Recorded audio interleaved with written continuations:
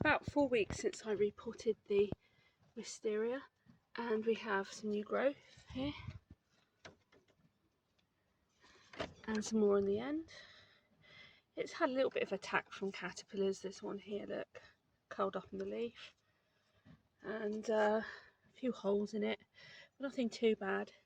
And when I put in another video the lily of the valleys here, we've yet to come up. The roots of the wisteria had reached right out, which is a really good sign.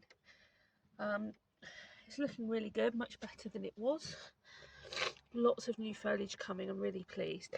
I've left this pot on here just in case anything else develops, but I think that's done for the season now. So we're just going to give it a feed every few weeks just to help it along.